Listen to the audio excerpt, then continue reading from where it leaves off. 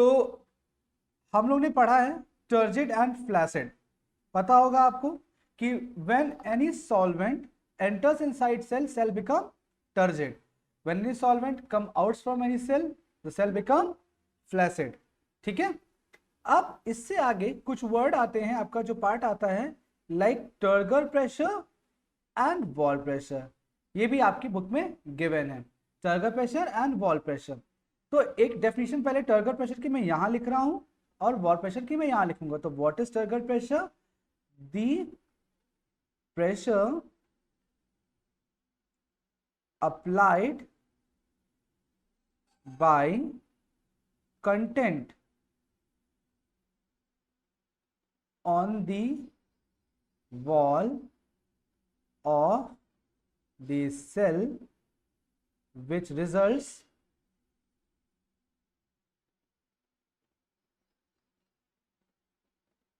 turgidity is known as turgor pressure. ठीक है बेटा, देखो वो प्रेशर जो कोई कंटेंट अपने वॉल पर लगाता है। अब सपोज करो ये आपका कोई बलून था, ठीक है, बलून रखा हुआ था, आपने इसमें एयर इंट्रोड्यूस करी, तो इसका कंटेंट क्या था? कंटेंट क्या अंदर गया? एयर। अब एयर के अंदर जाने से बलून क्या करेगा? वो एयर जाके बलून की वॉल को प्रेस करेगी और ताकि बलून प्रॉपर एक शेप में आए। इस तरह से बलून एक शेप में आएगा, यस और नो, है ना? तो मींस कंटेंट ने प्रेशर डाला किसके ऊपर? बलून की वॉल पर, जिससे बलून की वॉल एक्सटेंड होने लगी, एक्सपैंड होने लगी। तो that pressure is known as turgor pressure. दिख रहा है? और टर्गर प्रेशर से क्या बढ़ती है बेटा? टर्जिडिटी बढ़ती है, सेल टर्जिड होता है। भाई जितना ज्यादा एयर बढ़ाते जाओगे उतना बलून बड़ा होता जाएगा ना। तो मतलब कंटेंट बढ़ाते जाओ बढ़ाते जाओ बढ़ाते जाओ, बलून बड़ा होता जाएगा होता जाएगा होता जाएगा। ओके बेटा, तो दैट, हाँ बेटा आएगा सर, आने दीजिए, अभी रुकिए। अभी इतना समझ में आया? ठीक है। Second side, the pressure creates by wall to पहले लिखते हैं on the content to avoid bursting is known as wall pressure। ठीक है, यानी वो प्रेशर जो वॉल लगाती है कंटेंट के ऊपर रिवर्स ऑर्डर में, ताकि क्या हो? बलून या जो भी सेल है वो बर्स्ट होने से बच जाए। तो इस कंडीशन को, इस प्रेशर को क्या बोलते हैं आप? Wall pressure. और एक नॉर्मल कंडीशन में हमेशा TP is equal to WP होता है। ठीक है, तभी कोई सेल एक प्रॉपर शेप में रह सकता है, सेल का शेप चेंज नहीं होता। कभी देखते हो आपका साइज कभी फूले फूले नजर आ रहे थे, कभी श्रिंक हो गए? No sir. कभी होता है, मम्मी मारती है तो फूले नजर आते हो, जब ठीक हो जाता है तो श्रिंक हो जाते हैं, वो अलग चीज है।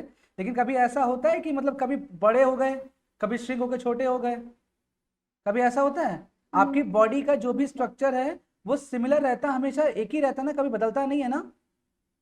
वो इसलिए क्योंकि आपका सेल का शेप फिक्स है, और वो फिक्स क्यों है?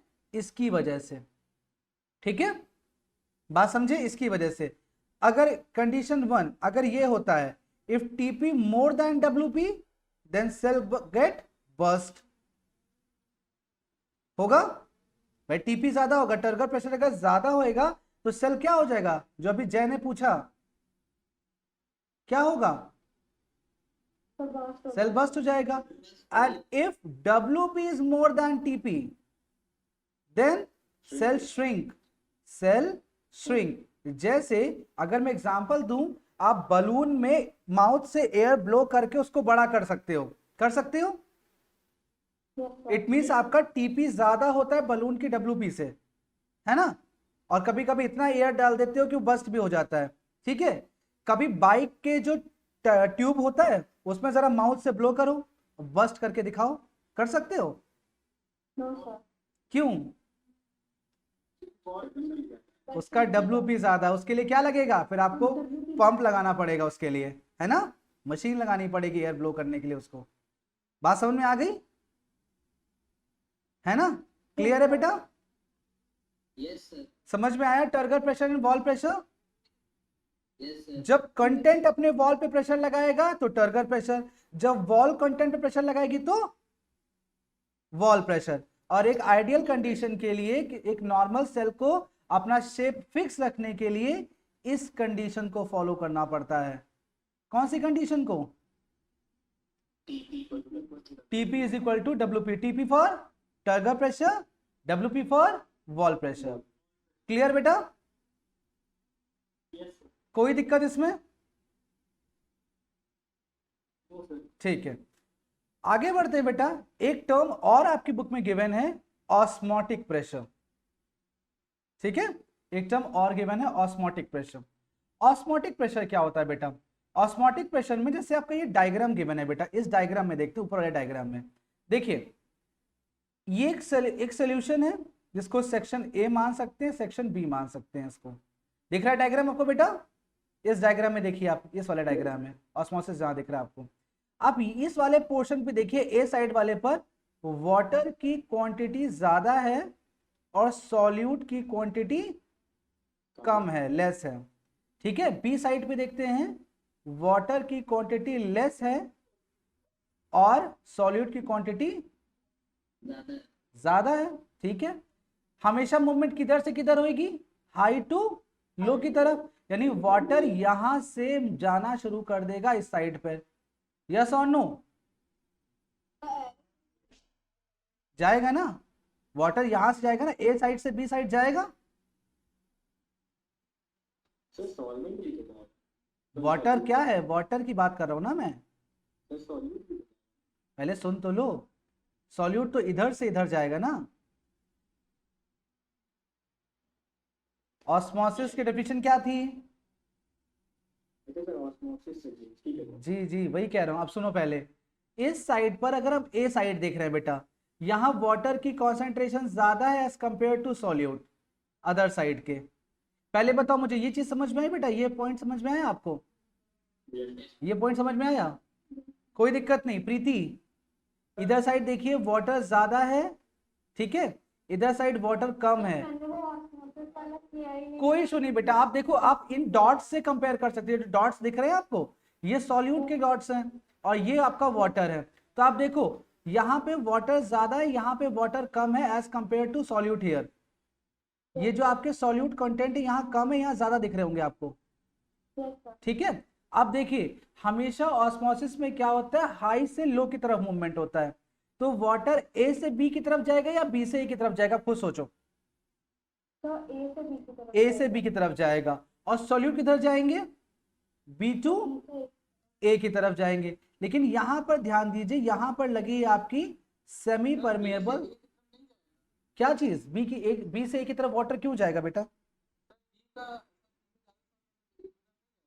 बी की तरफ सॉल्वेंट ज्यादा कहाँ है बेटा?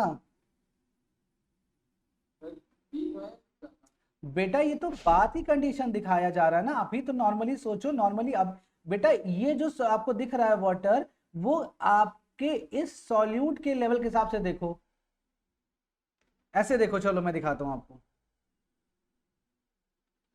ये कंटेनर है आपका, देखिए ध्यान से, यहां पे भी इतना वाटर है, यहां पर भी इतना वाटर, दोनों साइड सेम वाटर है। ठीक है, ध्यान दीजिएगा। ये शुगर है, ठीक है, ठीक है, this is water and this is sugar. This is side A and this is side B. अब देखिए, साइड ए में वाटर ज्यादा है, साइड बी से मान लीजिए इक्वल है दोनों। ठीक है, मान लेते हैं, वाटर की बात नहीं करते, दोनों वाटर की क्वांटिटी इक्वल है। ठीक है, यस और नो? वाटर दिख रहा है दोनों साइड इक्वल आपको? यस और नो? ओके। अब अदर साइड देखिए, शुगर। अदर साइड देखिए, शुगर। ठीक, इस साइड शुगर ए साइड पे, और सेकंड साइड पे ज्यादा है। मीन्स अब देखो, यहां ज्यादा शुगर के मॉलिक्यूल बाइंड किए होंगे वाटर के साथ, यहां कम किए होंगे। ठीक है भाई, शुगर डिसॉल्व होती है ना वाटर में। मान लीजिए यहां पे आपने 10 mg शुगर डाली थी और यहां पर आपने 50 mg शुगर डाली थी, यही तो डिफरेंस था दोनों में। तो यहां जितने शुगर के मॉलिक्यूल थे जिन्होंने वाटर को बाइंड किया था, यहां जितने शुगर के मॉलिक्यूल थे जितने वाटर के मॉलिक्यूल को बाइंड किया था, तो दोनों साइड में ज्यादा फ्री वाटर के मॉलिक्यूल किस में होंगे? ए वाली फ्री वाटर मॉलिक्यूल किधर होंगे? ए साइड और बी साइड पे। ए साइड, क्यों? क्योंकि शुगर का शुगर कम है ना, इट मीन्स अभी फ्री मॉलिक्यूल हैं तो मूव कर सकते हैं इस साइड की, नहीं कर सकते? कर सकते हैं। अब बात समझ में आई जय? अब समझ में आई Yes, बेटा? On your camera.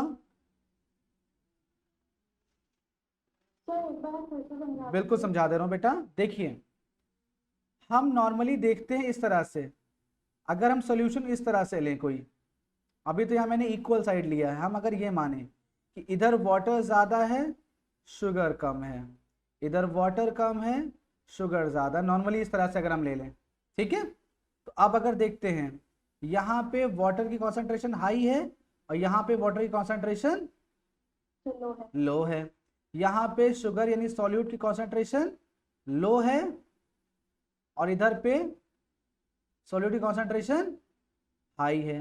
ऑस्मोसिस में हाई टू लो मूवमेंट होता है, yes, sir. ठीक है, लेकिन बीच में लगी हुई सेमीपोलर मेम्ब्रेन ये वाला मूवमेंट होने नहीं देगी। अब जय समझ में आया? Yes, sir. यानी इसका मैक्सिमम वाटर उठ करके इधर चला जाएगा, इसीलिए आपको ये हाई एरिया पे दिख रहा है, ये डिफरेंस दिख रहा है आपको, ये हाइट में डिफरेंस दिख रहा है आपको। समझ में आया? क्योंकि मैक्सिमम वाटर उठ के यहां से इसका इधर चला गया है। बात समझ में आई? ठीक है, ठीक है, क्योंकि इसमें फ्री स्पेस अभी है, अभी इसमें फ्री स्पेस है, लेकिन आपने यूज किया एक पिस्टन, एक एक्सटर्नल प्रेशर अप्लाई किया, एक्सटर्नल प्रेशर अप्लाई किया। जैसे ही एक्सटर्नल प्रेशर अप्लाई करोगे, अब क्या होगा बेटा? अब बाहर से अब वाटर मॉलिक्यूल यहां पर जाना बंद कर देंगे, यानी अब हाइट राइज करना बंद हो जाएगी और ये वाटर मॉलिक्यूल वापस आकर के इस सेमीपोलर मेम्ब्रेन का जो भी स्पेस ओपन था, लाइक ये स्पेस ओपन था, ये स्पेस ऐसे ओपन था ना इसका, तो आकर के इसको ब्लॉक कर देंगे ताकि और वाटर मॉलिक्यूल ना आ पाए और अब वाटर का मूवमेंट रुक जाएगा। अंडरस्टूड?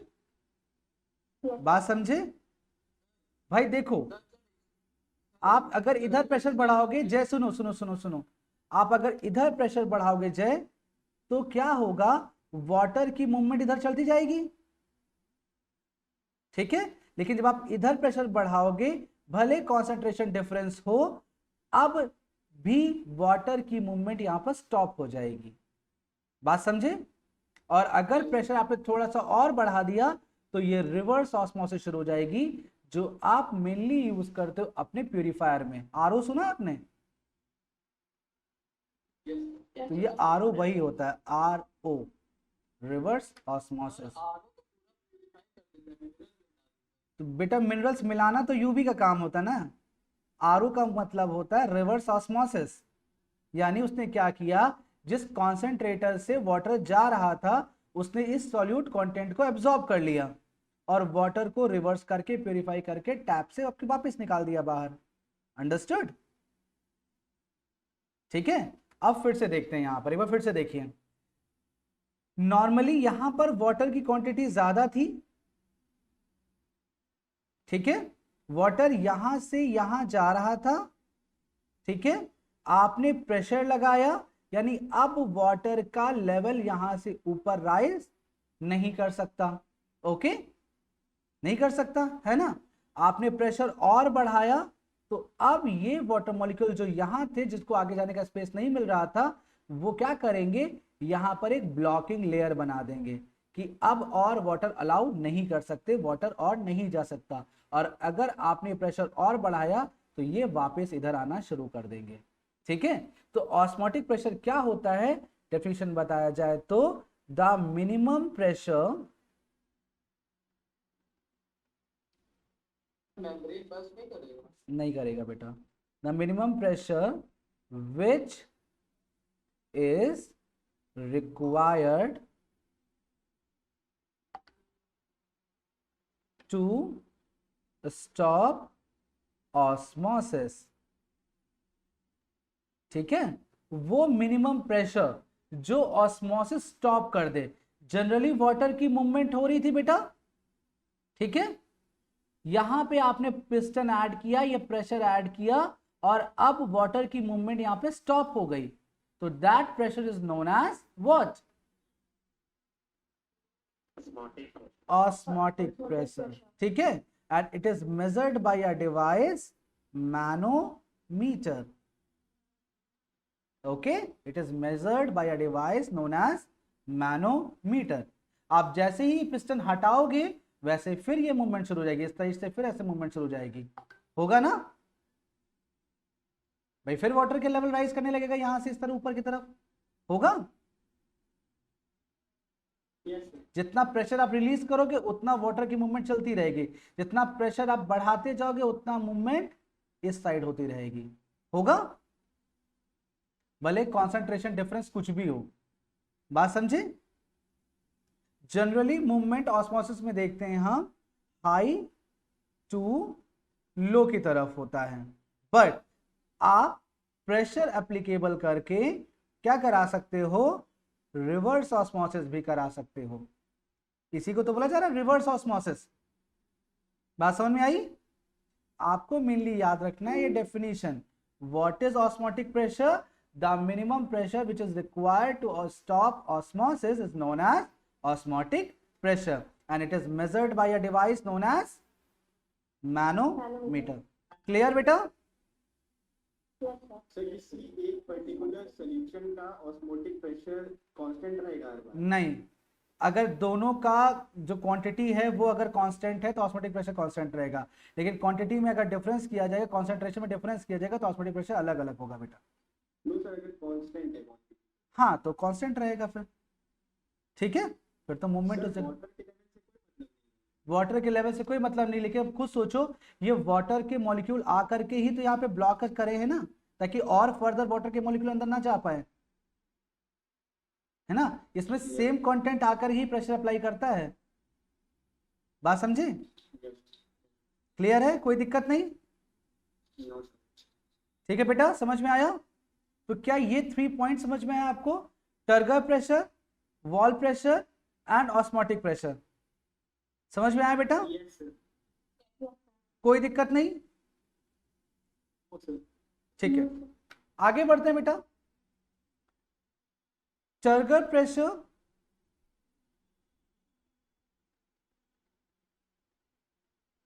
और वॉल प्रेशर की वजह से दो कंडीशन राइज होती है सेल के अंदर, that condition is known as plasmolysis and deplasmolysis. ठीक है, होता क्या है, अब आपको एग्जांपल देता हूं मैं एक। आप लोग को एक कहते हैं ना इंटरेस्ट होगा कि आप लोग फुटबॉल, वॉलीबॉल, बास्केटबॉल खेलते होंगे, Yes, sir. ठीक है। तो आप लोग क्या करते हो कि जब अगर आपने खुद, आपके पास खुद का वॉलीबॉल, बास्केटबॉल या फुटबॉल हो, तो जब आप मार्केट से नया लेके आए होगे तो आप देखते हो कि वो इस तरह से मिलता है आपको, इस तरह से, है ना, उसके अंदर एक ऐसे करके ब्लैडर होता है ना, यहाँ करके एक ऐसे नॉब लगी होती है, जहाँ पर इस तरह से नॉब लगी होती है, इस तरह, है ना, होता है। फिर जब आपको खेलना होता है तो आप इसको पंप से कनेक्ट करते हो और इसमें एयर फिल करके, इसको नॉर्मली आपने पंप से कनेक्ट किया, एयर फिल किया, और एयर किस में फिल करते हो, ये बाहर की कवरिंग में या अंदर के ब्लैडर में, ब्लैडर में। अब ब्लैडर में जब कॉन्टिन्यूसली एयर जाती है तो ब्लैडर अपना एक शेप लेता है, इस तरह से लेता है ना, जिसकी वजह से बाहर की कवरिंग का भी एक डेफिनेट शेप हो जाता है ना? Yes, sir. यस और नो? सर हाँ बेटा, सर इसमें एयर ब्लैडर एयर होगी, कंटेंट का प्रेशर होगा बेटा, कंटेंट का प्रेशर होगा ना। कंटेंट तो एयर है ना, ब्लैडर तो ऑलरेडी उसमें था, ब्लैडर पहले था तो पहले क्यों नहीं ऐसा इस कंडीशन में मिला था आपको बॉल? ठीक है, तो अभी समझ में आया? तो ये बॉल का शेप ऐसा क्यों है बेटा? क्योंकि अंदर ब्लैडर का शेप ऐसा है। और ब्लैडर का शेप ऐसा क्यों है? क्योंकि अंदर क्या फिल हो गई है इसके? एयर एयर फिल हो गई। तो ऐसा ही कुछ होता है यहां पर, ठीक है। यानी क्या हुआ, जब इस सेल के अंदर खूब सारा कंटेंट एंटर करता है, यानी सेल में होता है एंडोस्मोसिस। एंडोसिस में क्या होगा बेटा? Entry of solvent. तो जब एंट्री ऑफ सॉल्वेंट होती है बेटा, तो सेल बिकम व्हाट? टर्जिड। और टर्जिड होने से उसका जो प्लाज्मा होता है, जो साइटोप्लाज्म होता है बेटा, वो ऐसे करके आगे अपने आप को पुश करता है। और पुश करने की वजह से वो स्ट्रेच कर देता है अपने कंटेंट को, किसकी तरह? वॉल की तरफ से। और कुछ ऐसा स्प्रेड आउट दिखता है पूरा, यानी सेल का प्रॉपर शेप दिखता है हमको इस तरह से। ठीक है, तो ऐसी कंडीशन को आप बोलते हो deplasmolysed. Okay, deplasmolysed cell. ठीक है, अभी दोनों चीज समझ लो। अभी मैं दोनों चीज बताऊंगा बेटा, अभी कंपैरिजन करके दोनों बताऊंगा। अगला चीज अगर मैं बताऊं आपका, यहां पर एक कंडीशन होती है एक्सऑस्मोसिस की। ठीक है, एक्सऑस्मोसिस में क्या होगा बेटा? Exit of solvent. ठीक है, जब सॉल्वेंट की एग्जिट हो गई बेटा, जब सॉल्वेंट की एग्जिट हो गई, तो उस कंडीशन में सेल कैसा हो गया बेटा? फ्लैसिड। फ्लैसिड हो गया, यानी श्रिंक हो गया। और श्रिंक होने पर वो कुछ इस तरह से दिखेगा। तो ऐसी कंडीशन को बोलते हैं प्लाज्मोलाइज्ड सेल। ठीक है, प्लाज्मोलाइज्ड सेल। अब देखो, प्लाज्मोलाइज या प्लाज्मोलिसिस बना है टू वर्ड से। प्लाज्मोलिसिस, प्लाज्मो मीन्स प्लाज्मा, यानी प्रोटोप्लाज्म या साइटोप्लाज्म की बात हो रही है। एंड लिसिस का मतलब हो रहा है, लिसिस का मतलब होता है ब्रेक। ठीक है, अब देखिए यहां पर आपका ये प्लाज्मा इस वॉल को ब्रेक करके एक कॉर्नर में आके शिफ्ट हो गया है, दिख रहा है? वॉल के साथ जो अटैच था अब डिटैच हो गया, डिटैच होकर के इस जगह पर आकर कलेक्ट हो गया। यानी इसने इतना फ्री स्पेस बना लिया क्योंकि इसने अपना वाटर लूज कर दिया है। ठीक है, श्रिंक हो गया ना, तभी तो सेल का साइज चेंज हो जाएगा ना। एक तरह से एयर उसने निकाल दिया। हाँ, सोचो, ग्रेप्स जानते हो ना, ग्रेप्स, ग्रेप्स से रेजिन बनता है। तो रेजिन जो होगा प्लाज्मोलाइज्ड कंडीशन होगा, और ग्रेप्स कौन सी कंडीशन होगा? डी प्लाज्मोलाइज्ड कंडीशन होगा। ग्रेप्स के अंदर क्या होता है? अंदर जूस भरा होता है। जूस मतलब उसका सेल सैप भरा होता है। जब सेल सैप होगा तो कैसी कंडीशन होगी? ये कंडीशन होगी डी प्लाज्मोलाइज्ड कंडीशन, ये डी प्लाज्मोलाइज्ड कंडीशन है। और जब उसके अंदर का जूस निकल जाएगा, यानी आप उसको धूप में रखा जा करके, जब 2-3 दिन धूप में रख लो, उसके अंदर का वाटर निकल जाएगा, तो अब कैसा कंडीशन होगा उस ग्रेप का? समझ में आया? ठीक है, मतलब हम यहां पे लॉजिक लगा सकते हैं कि जब वाटर एंटर किया, सेल बिकम टर्जिड, और उसका प्लाज्मा वाटर भरने की वजह से पूरे सेल में ऐसे स्प्रेड हो गया, और उसका पूरा प्लाज्मा ऐसे स्प्रेड दिखाई दिया। भाई ये एम्प्टी वैक्यूल था, इस एम्प्टी वैक्यूल में सेल सैप फिल हुआ है, तभी तो ये पूरा स्प्रेड हुआ है। देखो, ध्यान दो यहां से, आपने नाइट में पढ़ा होगा कि वैक्यूल की वजह से सेल का एक यूनिक शेप होता है ना, स्पेशली इन प्लांट सेल, है ना? और वैक्यूल में क्या फिल होता है? इसमें क्या भरा होगा? Cell sap. अब अगर ये सेल सैप खाली कर दो, रिमूव कर दो आप, यानी ये खत्म कर दो, निकालो बाहर, तो अब क्या होगा? ये जो मटेरियल है धीरे धीरे श्रिंक होने लगेगा, और ये कंडीशन आ जाएगी, तो इसी को प्लाज्मोलाइज्ड कहते हैं। ठीक है, flaccidity directly related to plasmolysed. ठीक है, बात समझे? हाँ सर, बताइए। खाने पे रेजिन बन जाता है। हाँ, रेजिन से ग्रेनाइट बनेगा तो उसको भी प्लाज्मोलाइज होता है। उसको डी प्लाज्मोलाइज कहेंगे बेटा ना, वो तो डी प्लाज्मोलाइज होगा। रेजिन से ग्रेप अगर बनेगा, अच्छा इसको एग्जांपल समझ सकते हैं बेटा। देखो जय, एक काम करना, आज शाम को एक बाउल लेना, ठीक है, उस बाउल में वाटर फिल कर देना, ठीक है, उसमें 2-3 रेजिन डाल देना, ठीक है। सुबह जब देखोगे तो आपको रेजिन जो नॉर्मली ये साइज रेजिन का था वो स्वेल होकर के रेजिन इस तरह दिखेगी आप, देखिए, है ना। इस तरह क्यों दिखेगी पता है? क्योंकि रेजिन ने क्या किया होगा, वाटर एब्जॉर्ब किया होगा। तो वाटर एब्जॉर्ब होने की वजह से उसके अंदर जो फ्री स्पेस होगा वो पूरा कंटेंट से भर गया होगा, और कंटेंट से भरने की वजह से एक टर्गर प्रेशर क्रिएट होगा, जिसकी वजह से सेल कैसा हो जाएगा, ऐसे स्ट्रेच किया होगा। यानी टर्जिडिटी की वजह से कौन सी कंडीशन आएगी, डीप्लाज्मोलाइज कंडीशन आएगी। ओके जय। अब इसी सॉलिड रेजिन को आप एक दूसरे बाउल में रखना जिसमें इतना सारा सॉल्ट भर देना, ठीक है, और इसी रेजिन को उठा करके बीच में ऐसे दबा के रख देना, इसी सॉलिड वाले को।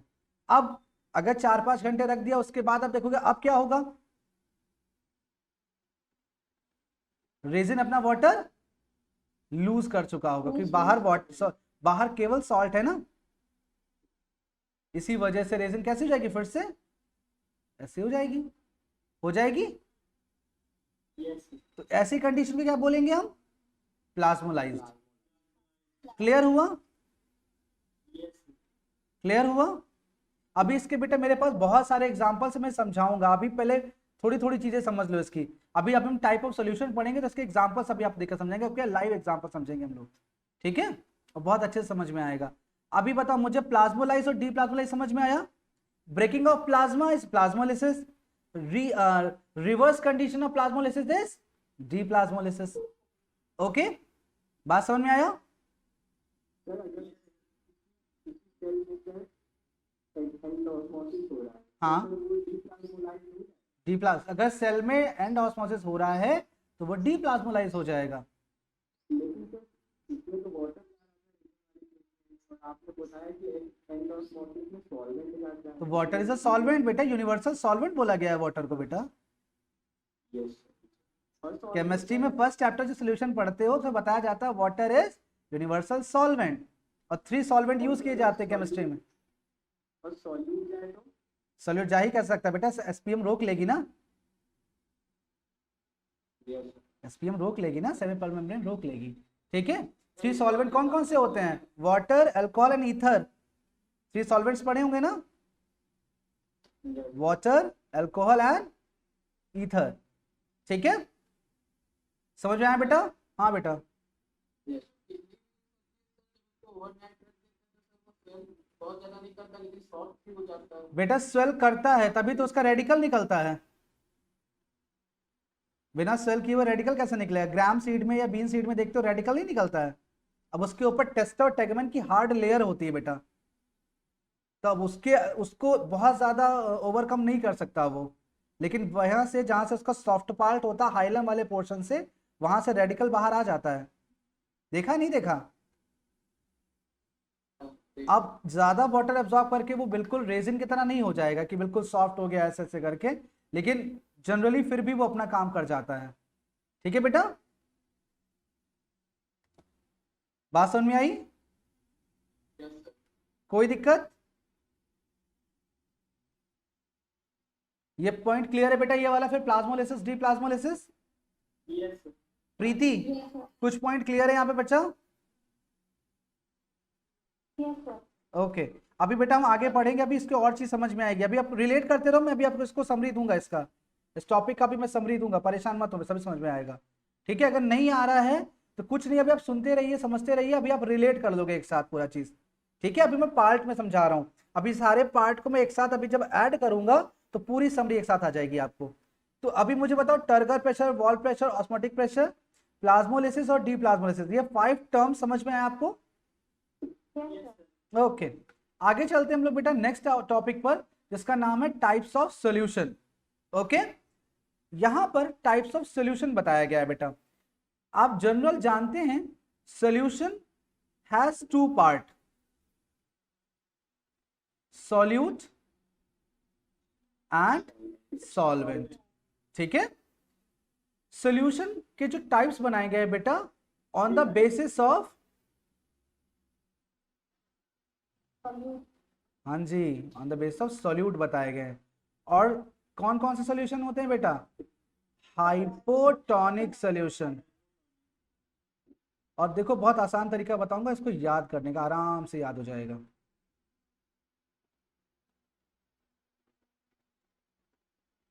थ्री टाइप के सॉल्यूशन होते हैं शुभ, ठीक है। Yes. देखिए भाई कैसे याद करेंगे, अब जरा एक बार स्क्रीन पे देखो सब लोग, नोट डाउन बाद में करना। हाइपो, हाइपो मीन्स होता है less, okay. Tonic, tonic means होता है सॉल्यूट, ठीक है, बात समझे। Yes, sir. हाइपर मीन्स होता है मोर, टॉनिक मीन्स होता है सॉल्यूट, आइसो मीन्स होता है सेम, टॉनिक मीन्स होता है सॉल्यूट। अभी ये लिखा आपने, मैंने बताया था सॉल्यूशन किससे किससे बनता है, सॉल्यूट एंड Solvent. तो सॉल्वेंट लिखिए यहां पर।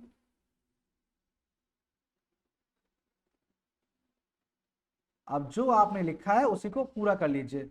लेस सॉल्यूट मोर सॉल्वेंट, मोर solute less solvent, same solute same solvent.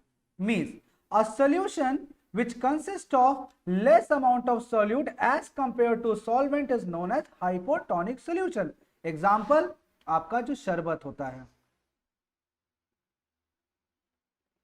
ना, ऐसे लिखा था ना? नहीं ऐसा नहीं लिखा था।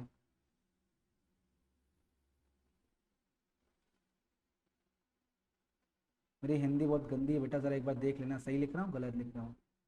ऐसे लिखा था ना, है ना? सर हमारी भी कुछ कमजोर है। चलो ऐसे ही लिखाया था होगा। समझ रहे हो ना, जो मैं कहना चाह रहा हूँ वही समझ में आ रहा है ना? Yes, sir. ठीक है, a solution which consist of, पक्का? अच्छा जिसको ये लग रहा हो सही है, वरना ये वाला सही है, जो समझ में आए, ठीक है। हाँ ऐसे समझ जाओ, ठीक है। जो शिकंजी बनाते हो, शिकंजी लिख लूंगा सही होगा वो, ठीक है। होता क्या है, a solution which consists of less solute as compared to solvent is known as hypotonic solution। मतलब एक ग्लास पानी में एक चम्मच चीनी डाल दी, ठीक है, कैसा सॉल्यूशन बनेगा? जैसे प्रियांक बना के लाए थे परसों, है ना? ठीक है, ओके नेक्स्ट देखते हैं। A solution which consists of more solute as compared to solvent is known as hypertonic solution। जैसे आपका चाशनी होता है, ठीक है, यानी एक ग्लास पानी और उसमें 10 स्पून चीनी, ठीक है, समझ में आया?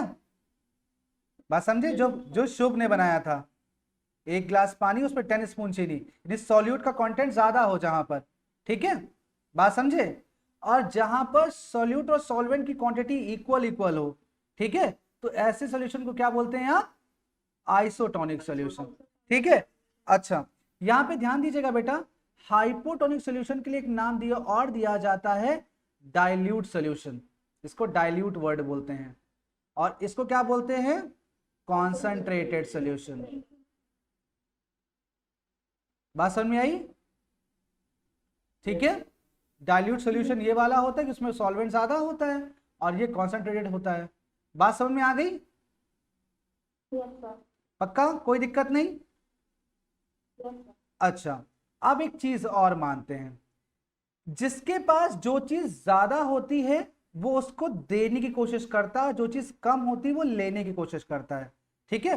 सपोज करो मेरे घर में खूब सारा खाना लेकिन वाटर नहीं है, तो मैं अगले से कहूंगा तुम मुझे वाटर दे दो, मैं तुम्हें फूड दे दूंगा, है ना? और मैं उससे फ्रेंडशिप करूंगा जिसके पास फूड की रिक्वायरमेंट और वाटर की एक्सेस हो, उसी भी तो करूंगा ना, ये कंडीशन होनी चाहिए। तो जिसके पास जो चीज ज्यादा होती है वो चीज देता है और जो चीज कम होती है वो चीज लेता है। इट मींस अगर हाइपोटोनिक सॉल्यूशन में कोई चीज डाली जाए, ध्यान दीजिएगा, अगर हाइपोटोनिक सॉल्यूशन में कोई चीज डाली जाए, कोई भी लिविंग ऑब्जेक्ट डाली जाए, तो हाइपोटोनिक सॉल्यूशन के पास क्या है? Less solute and more solvent, LUTE, ये है ना। तो इसका मतलब अगर हाइपोटोनिक सॉल्यूशन में सेल डाला जाए तो इससे हाइपोटोनिक सॉल्यूशन जानते क्या करेगा? सेल सॉल्यूट जो है इससे ले लेगा और इसको सॉल्वेंट दे देगा। होगा? यही तो होगा। यानी हाइपोटोनिक सॉल्यूशन के कांटेक्ट में अगर कोई सेल आएगा तो सेल का सॉल्यूट वो ले लेगा और सॉल्वेंट उसको दे देगा। यही होगा। लेकिन सेल मेम्ब्रेन होती है SPM, है ना, यानी ये तो अलाउ नहीं करेगा। मतलब अल्टीमेटली हाइपोटोनिक सॉल्यूशन ने केवल दिया और दिया, लिया तो कुछ नहीं। और इससे सेल के अंदर क्या हुई? ठीक है, पर उसके रेसिप्रोक, उसी के रिवर्स में कोई चीज बाहर तो नहीं गई, गई। तो इससे सेल क्या हो जाएगा? और इस कंडीशन से क्या बनेगा? T plasma. समझ में आया? समझ में आया? सर एक बार फिर बता। बिल्कुल बता दे रहा हूं। अब सोचो, मेरे पास, मैं मान लो हाइपोटोनिक सॉल्यूशन हूं, ठीक है, मेरे कांटेक्ट में कोई सेल रखा गया। अब मेरे पास सॉल्यूट नहीं है लेकिन सॉल्वेंट बहुत ज्यादा है, तो मैं उससे कहूंगा भाई अपना सॉल्यूट मुझे दे दो और मेरा सॉल्वेंट तुम ले लो, ताकि हमारे बीच में एक बैलेंस बन जाए। यही करूंगा ना कोशिश मैं तो कोशिश करूंगा बैलेंस बनाने की। ठीक है, अब बैलेंस कैसे बनता? बैलेंस बनता जब ये सॉल्यूट यहां से उठकर यहां आ जाता, सॉल्वेंट यहां से उठकर यहां चला जाता इक्वल अमाउंट में, फिर ना मुझे फर्क पड़ता ना इनको फर्क पड़ता। ठीक है, बात समझ में आई? दोनों में कोई डिफरेंस पड़ता नहीं होता। लेकिन सेल की जो सेल मेम्ब्रेन है वो कैसी है? सेमी परमिएबल है। तो यानी वो सॉल्वेंट को तो क्रॉस करने दे रही है लेकिन सॉल्यूट को क्रॉस करने नहीं दे रही है। मतलब बैलेंस नहीं हुआ, केवल सॉल्वेंट अंदर गया सेल के, केवल सॉल्वेंट सेल के अंदर गया, जिससे सेल के साथ क्या हुआ? और उसके बाद सेल का क्या होगा? और टर्जेट के बाद टी प्लाज्मा। बात समझ में आई? हैदर समझ में आया बेटा? सर सेल में क्या सॉल्यूट और क्या सॉल्वेंट होगा? बेटा साइटोप्लाज्म में जो वाटर मिनरल होगा, जो सेल सैप में जो वाटर वाला कंटेंट होगा वो सॉल्वेंट होगा। अभी मैं एग्जांपल दूंगा इसका। अभी ये चीज समझ में आई? अभी मैं एग्जांपल देता हूँ इसका, एक सेकंड दीजिए मुझे। ठीक है, फिर इसी को मैं इरेज करके आपको आगे की चीज बताता हूँ। ठीक है, एक सेकंड दीजिए जरा मुझे, एक शीट और लगेगी मुझे यहाँ पर।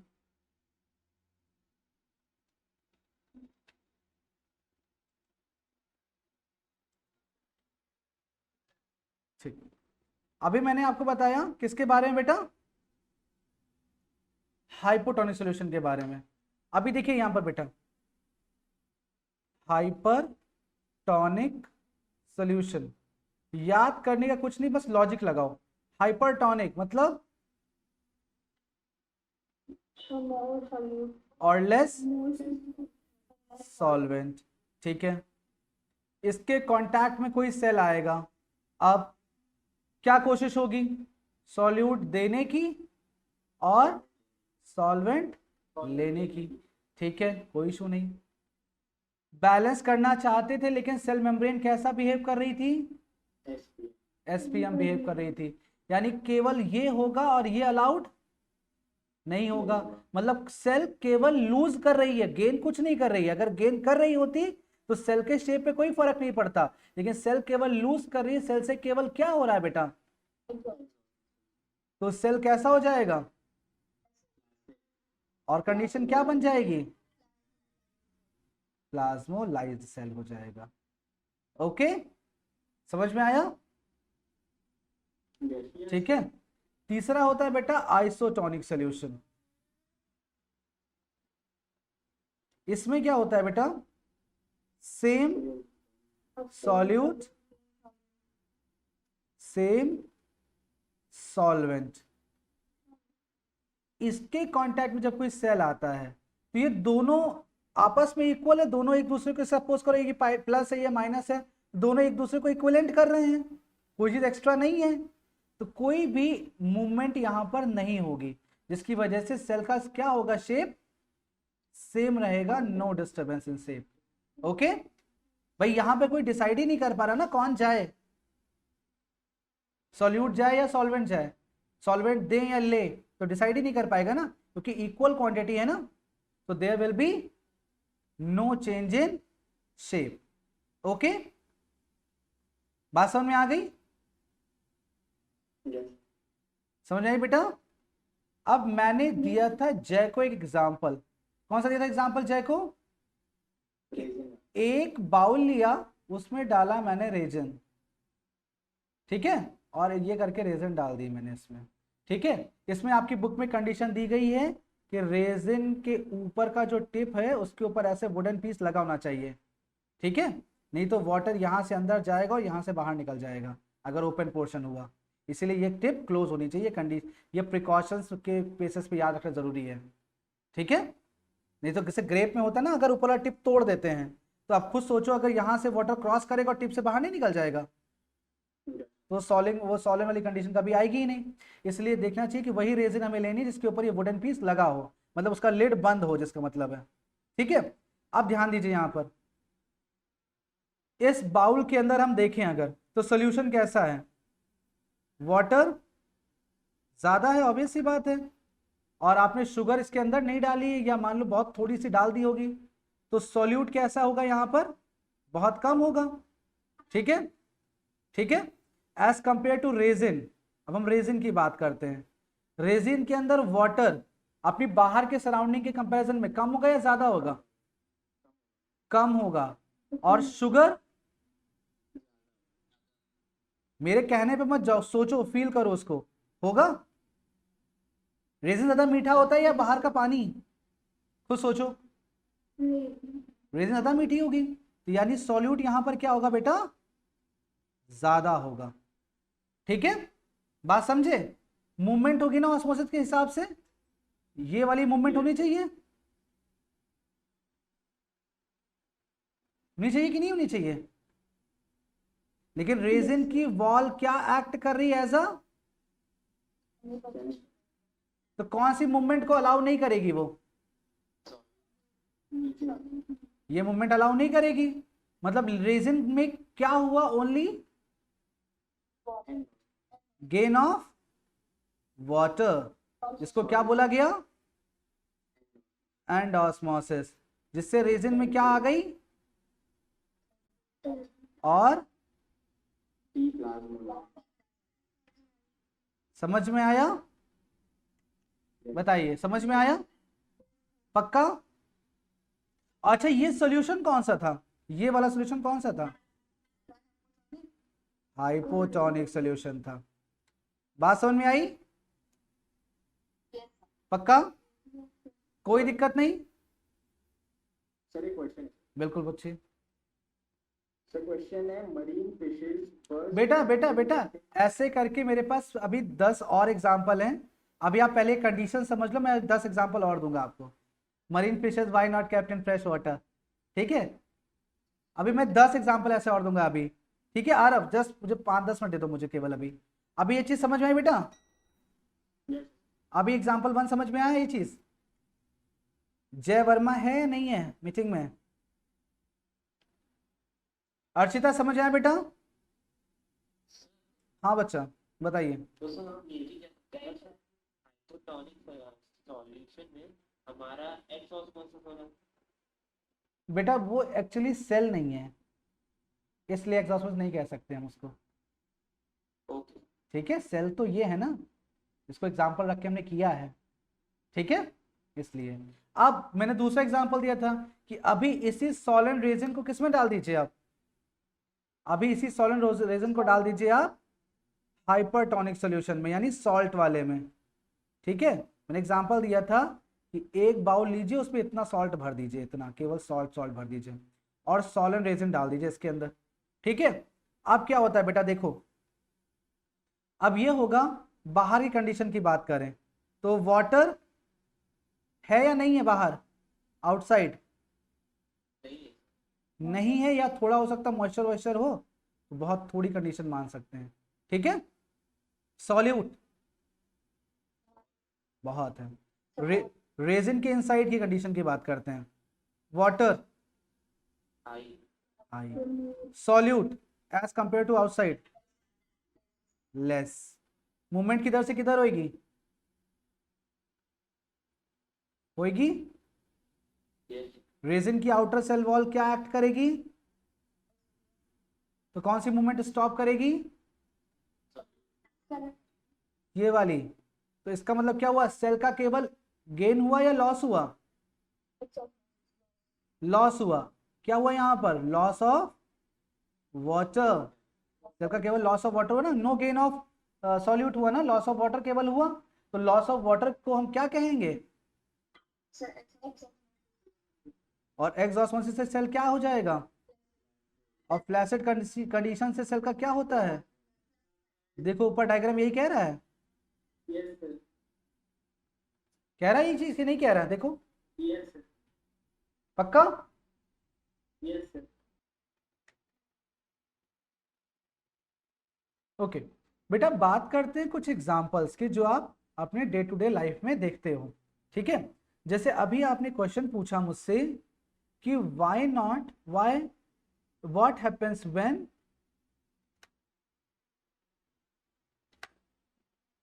what happens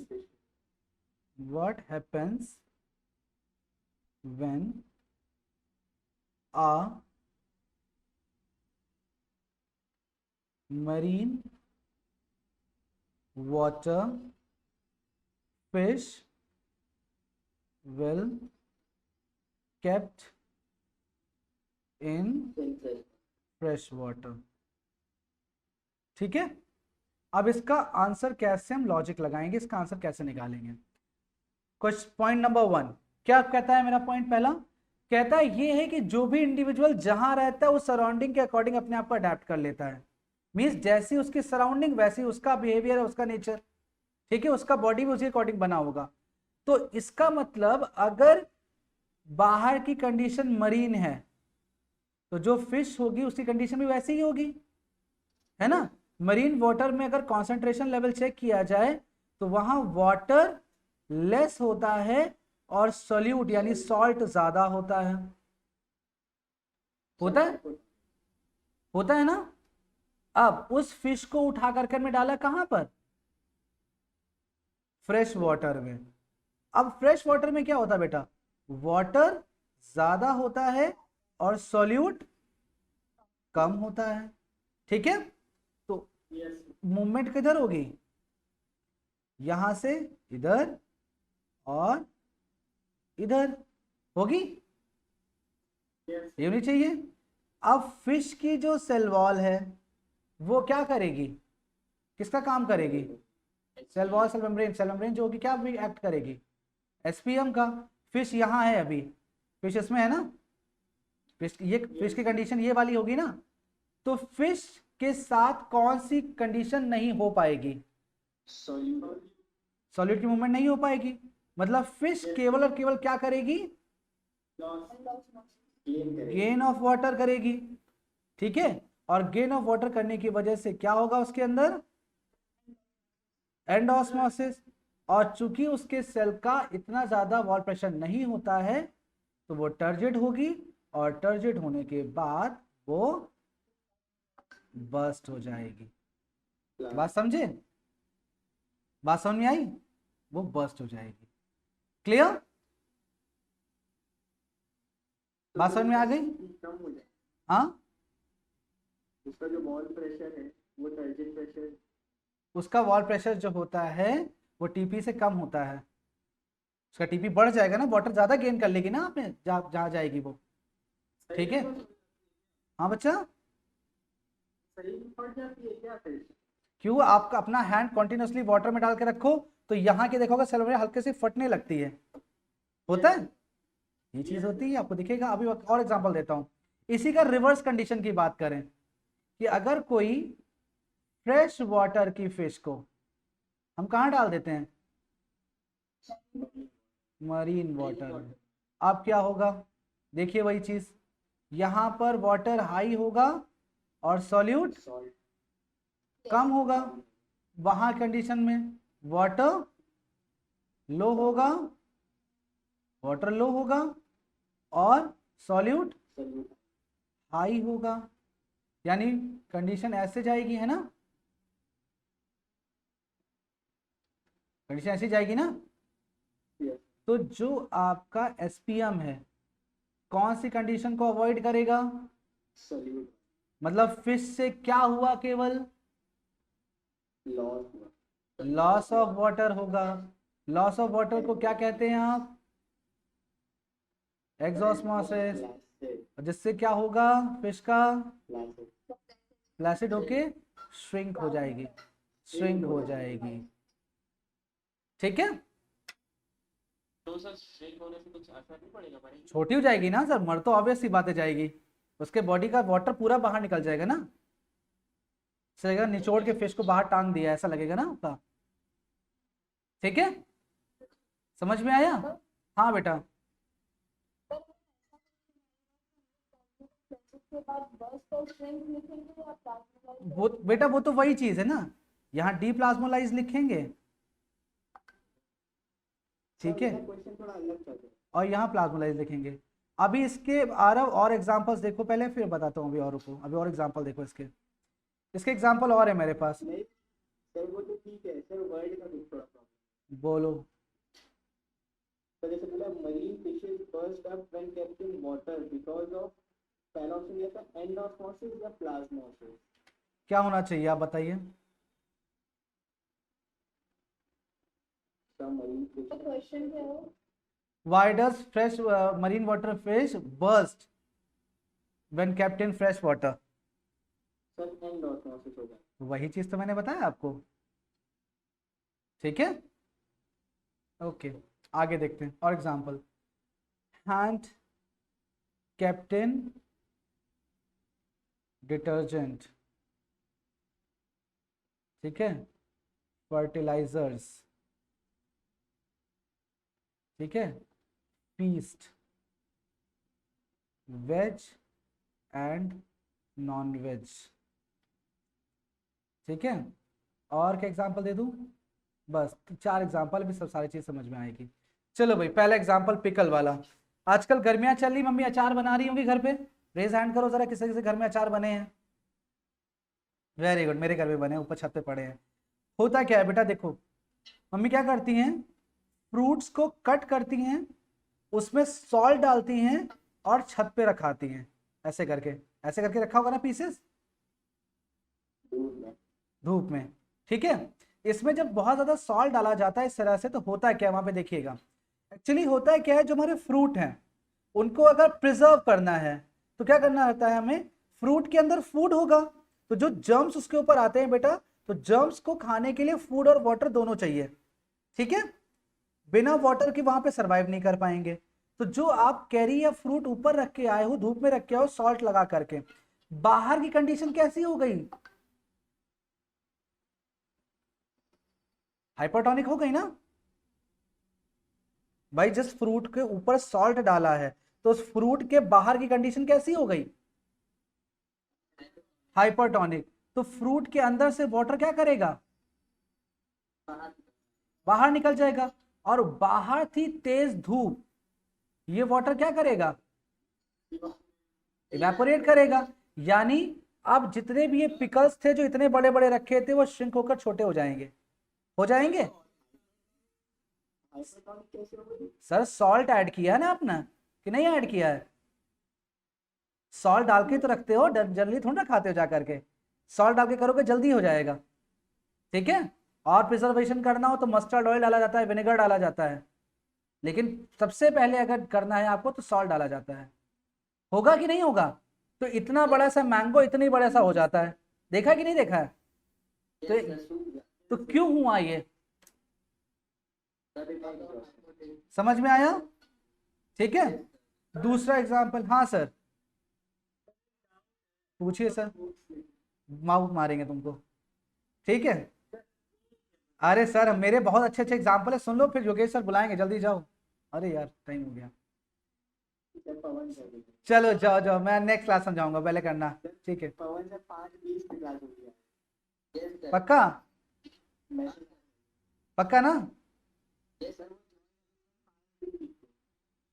चलो ठीक है, अब मैं कराता हूँ इसी को फिर आगे, ठीक है। देखो हैंड कैप्टन डिटर्जेंट, अब एक काम कर सकते हैं आप, एक टब लीजिए, वाटर डालिए, डिटर्जेंट डालिए उसमें और अपना हाथ डाल दीजिए उसमें। अब क्या होता है, आप क्या देखते हो, कुछ टाइम के बाद आपकी ये पोर्स जो है ये श्रिंक हो जाती हैं, देखा है। जरा कैमरा ऑन कर लो बच्चे सभी लोग, कैमरा सबका ऑफ हो गया है, ऑन योर कैमरा एवरीवन, वो दिख रहा है मुझे, आप ऑन रखिए, मैं दिख जाएगा। हाँ अब ऑन हो गया है, मैं फोटो दिखाऊं, मैं भी दिखा रहा हूं, देखो देखा। चलो कैमरा ऑन करो सब लोग जरा, ठीक है। चलो सुनते हैं, देखिए तो अब क्या होता है, आप देखते हो ये पोर्स जितनी भी आपके हैंड की हैं ये श्रिंक हो जाती हैं, जानते हो क्यों? क्योंकि उस टब के बाहर जो आपने जहां पे अपना हैंड रखा है, जहां पे आपने अपना हैंड रखा है, वो सॉल्यूशन बाहर कैसा होगा, हाइपरटोनिक। तो जब आपने अपना हैंड डाला है उसमें बेटा ऐसे करके, तो इससे वाटर निकल करके यहाँ आ जाएगा, तो वाटर लूज करने की वजह से आपके जो फिंगर की पोर्स हैं वो श्रिंक हो जाएंगी और उसमें ऐसे ऐसे करके लाइंस दिखाई पड़ेंगी आपको, दिखता है, यस सर। वो इसलिए होता है। समझ में आया? हाँ बेटा, अरे मैं एग्जांपल भाई देने जा रहा था, याद होगा आपको बिफोर लास्ट ईयर सीएमएस वाले बच्चे जो हैं गए थे आनंदी वाटर पार्क में, बिफोर लास्ट ईयर। तो जब भी हम लोग वाटर पार्क जाते हैं बेटा, उस दिन भर हम लोग वहां पे बेदिंग करते हैं, स्विमिंग पूल में पड़े रहते हैं, फिर शाम को जब हम लौट के आते हैं तो बॉडी हैवी हैवी लगती है, थोड़ा सा पढ़ने का मन नहीं होता, कुछ करने का मन नहीं होता है। Yes. ऐसा क्यों होता है पता है? क्योंकि आपके बॉडी के अंदर सॉल्यूट ज्यादा है, और जब आप कंटिन्यूअसली वाटर में पड़े रहोगे तो वाटर एब्जॉर्ब करते हो, स्पेशली आपके लेग्स ये वाटर एब्जॉर्ब कर लेते हैं, तो थोड़ा सा हैवीनेस लगती है आपको, ठीक है, क्योंकि वाटर वहां पर बनता है हाइपोटोनिक सोल्यूशन, ठीक है, और उसकी वजह से आपकी बॉडी को क्या मिल जाता है, वाटर मिल जाता है, और बॉडी कैसे जाती है, स्वेल जाती है, ठीक है। हाइपोटोनिक सर स्विमिंग पूल का वाटर है सर, आपको हम जो है रेड सी नहीं ले जा रहे हैं सर, रेड सी में जाओगे तब आपका बॉडी हाइपोटोनिक होगा, इसीलिए रेड सी के ऊपर इंसान बैठ के न्यूज़पेपर पढ़ सकता है, क्योंकि उसकी डेंसिटी बहुत ज्यादा है, उसके अंदर सॉल्ट की क्वांटिटी ज्यादा है। अंडरस्टूड बेटा? Yes sir.